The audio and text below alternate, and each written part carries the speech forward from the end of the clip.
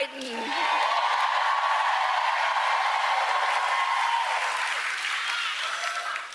And he's going to speak in a minute, but there's a lot of love in this room for our president. And I think it's for many, many reasons, including few leaders in our nation have done more on so many issues, including to expand access to affordable health care than Joe Biden.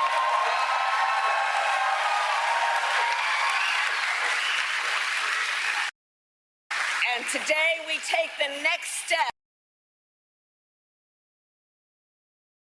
Thank you, Joe. Forward in our fight. Now, for his part, he may be out of the running, but President Biden used the opportunity to take some swipes at his one-time opponent. We finally beat Big Pharma.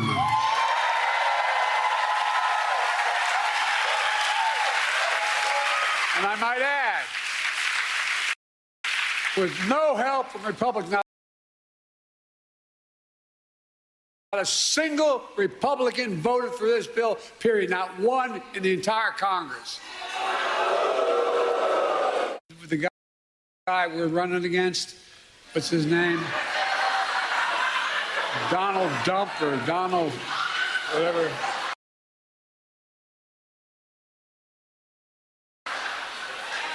They want to get rid of this, what we passed. They're fighting to get rid of what we've just passed. No, I'm serious.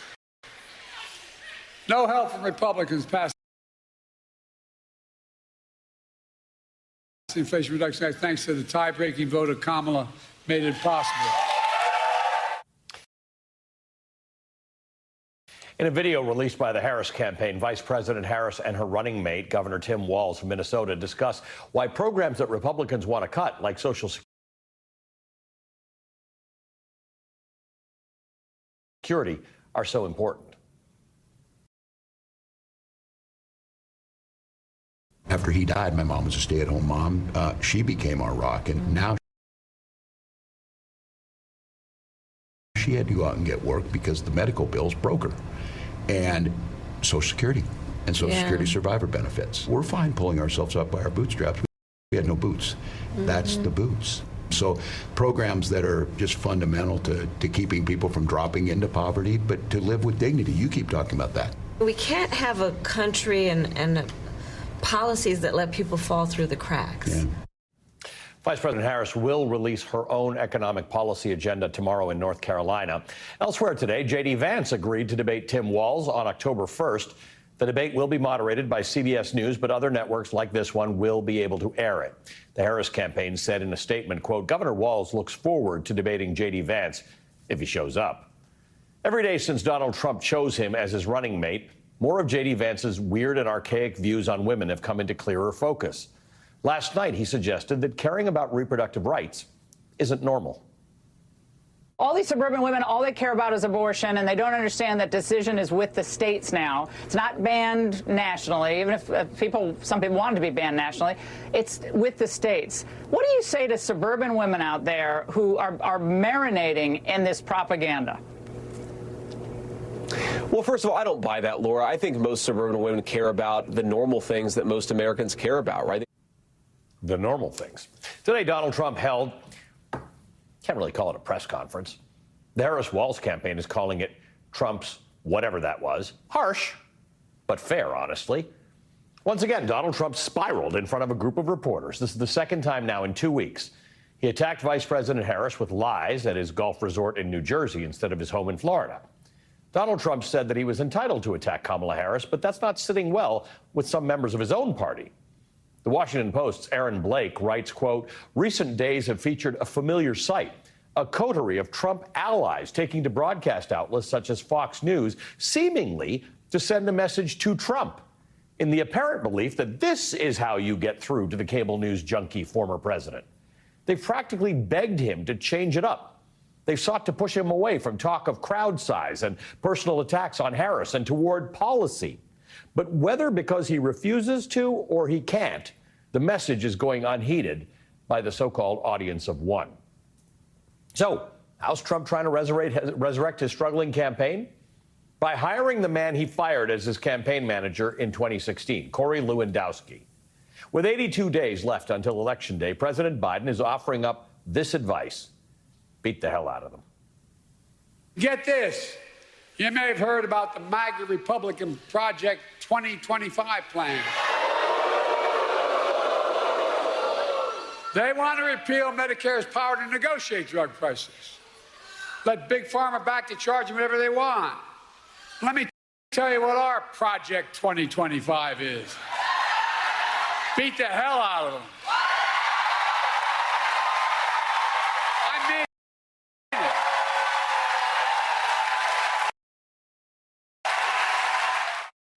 Joining us now, Christina Greer, professor of political science at Fordham University, and Stuart Stevens, a veteran of 5 Republican presidential campaigns. He's a senior advisor at the Lincoln Project. He's the author of The Conspiracy to End America: 5 Ways My Old Party is Driving Our Democracy to Autocracy. Welcome to both of you. Great to see you both.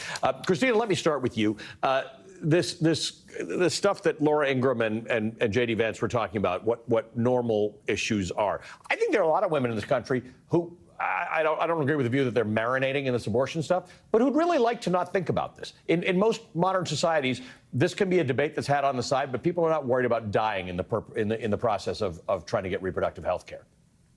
Right, and this is where I think the Republicans have overplayed their hand, Ali, because this was, since 1973, an issue that was decided and people moved on. But as we know with our democracy, we can't just put it on a wall and in a frame and walk away from it. It has to be a series of daily decisions that we all make collectively. So, with J.D. Vance, there's an old saying that my students say, it's like, shutting up is free. The more he talks about it, the more it's on the ballot in several states. And as, Emily's list tells us, when abortion is on the ballot, Democrats win.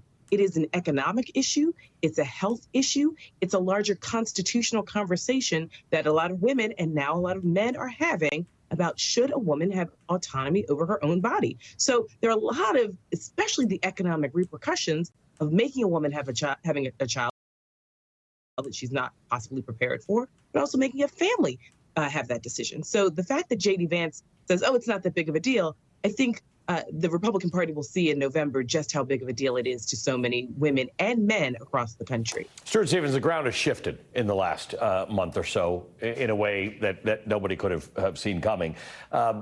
Donald Trump has hired a guy, Corey Lewandowski, who literally wrote a book that says, let Trump be Trump. So for anybody who thought that changes on that Trump campaign were going to result in him becoming more disciplined, he's literally hired a guy who says this is not a man who should be subject to any sort of message discipline. He should just be allowed to be who he is. But now we're seeing who he is, and he can't seem to focus on the campaign. Corey Lewandowski is one of these guys that Trump picks up. It's not like when he woke up in 2016 and wanted to be involved in big-time politics. It's just nobody would let him in. This is a guy who was busted for trying to carry a gun in the Capitol, who was busted for assault on a reporter, and he's never been involved in a statewide race that won, much less a presidential race that won. He was fired for Paul Manafort. Think about that. So what's it like for Chris LaCivita and Susie Wiles, who are competent professionals, to be layered by this, really strange character who has never really been part of campaigns or winning? It's a desperate move by Trump. Christina Greer, there are a lot of Democrats in particular, or people who don't like Trump, who have talked about these shifting grounds on the campaign. Here's something that a Republican pollster said about the Trump campaign. Let's listen to this. She's bringing out people who are not interested in voting for either Trump or Biden. So the entire electoral pool has changed. And if it continues in this direction, you have to start to consider Democrats winning the Senate and Democrats winning the House. The actual people who are participating, she's got intensity now. She's got an intensity advantage. She's got a demographic advantage. And I haven't seen anything like this happen in 30 days in my lifetime.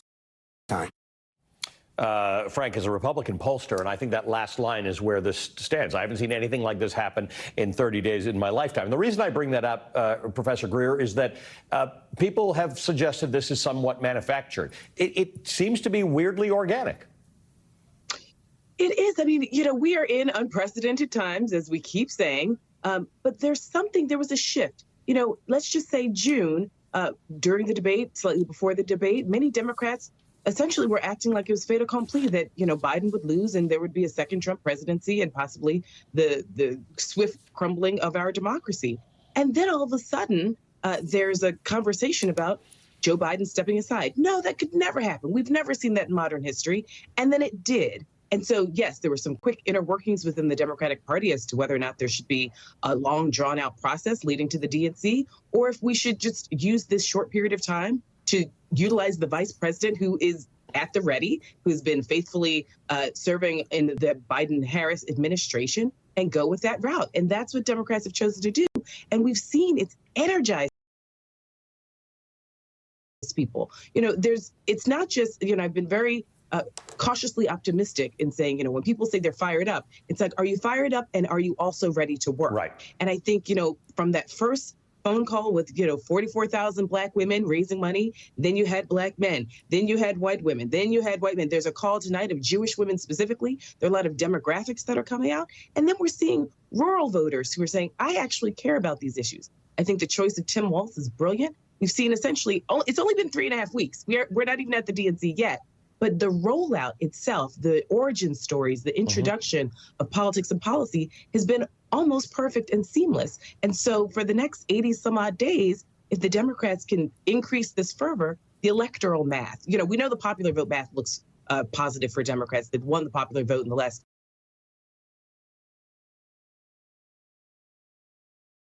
several elections. But the electoral college math, with abortion being on the ballot in several key states that have double-digit electoral college votes, it's looking right now, the winds of change have moved in the Democratic direction.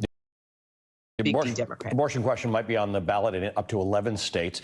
Stuart, North Carolina is where they're unveiling the economic policy. That's got, I think, 16 electoral college votes. It might be in play. Who knows?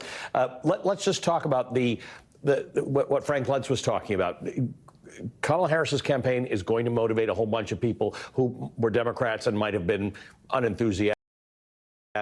What about what Professor Greer is talking about? Or Frank Luntz is talking about, getting out there and getting rural Americans, getting people who otherwise might have wanted to vote for Trump or didn't like Joe Biden. Now they've got a real option. That could swing the whole thing. That could make the difference. Yeah, there's two great forces in American politics. One is incumbency, which is usually an advantage. It's very difficult to beat an incumbent president. And the other is new. And we're addicted to new. And what's happening with the Harris campaign is she's having the benefit of both of these. She gets incumbency because it's a passing of the torch, as we saw today, which I thought was a beautiful moment there. And she also gets new. And that's pretty hard to beat. And that's what the Trump campaign is struggling with. They never had a message other than Joe Biden was too old.